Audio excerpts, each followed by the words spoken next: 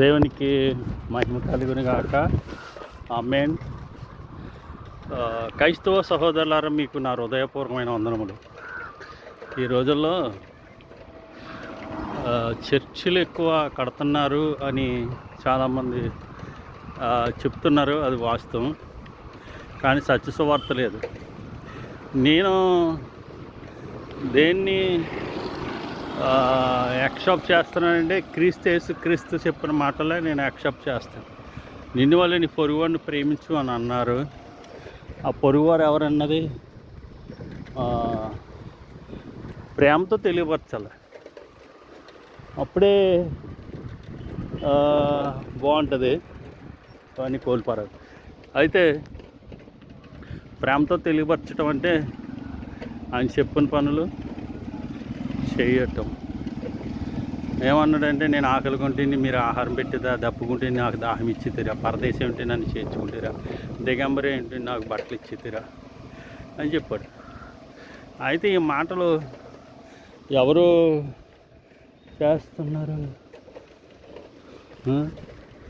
ఎవరు చేస్తున్నారు చెప్పండి. అందుకే ఏంటంటే, నాకు దేవుడు ఒక 15 సంవత్సరాల నుంచి ఒక సువార్థికుడిగా నేను దేవుడు వాడుతున్నాడు. దేవుడిని కృపను బట్టి, ఆయన ఆయుష ఆరోగ్యాన్ని బట్టి నేను బలవంత మార్పిడి చేయను. దేవుడు నాకు చెప్పండి దేవుడి గురించి అన్న వాళ్ళకే నేను చెప్తాను. అలాగే దేవుడు నాకు ఒక స్థలం ఇచ్చాడు. ఆ స్థలం ఏంటంటే 102 గజాలు. అది క్రీస్తు ఆశ్రమం. ఏం పేరు పెట్టాం? క్రీస్తు ఆశ్రమం అని పేరు పెట్టాం.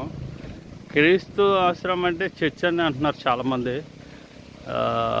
నేను చేయవలసిన సేవ ఏంటంటే ప్రేమ, దేవుణ్ణి ప్రేమ పంచటమే. అయితే ఆశ్రమం అంతే. దేవుణ్ణి ప్రేమతో ఆశ్రమం అన్న టైటిల్ పెట్టా. దేవుణ్ణి ప్రేమతో ఆశ్రమం. మీరు చూస్తారు నేబులు తమ్మేలు. అదే దేవుడు మనకి అప్పగించిన బాధ్యత. అది కంటిన్యూ చేయాలి.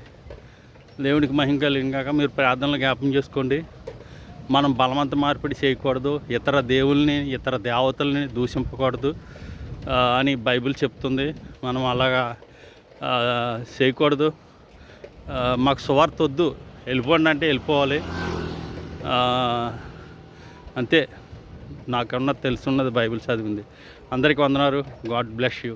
ఆమేన్.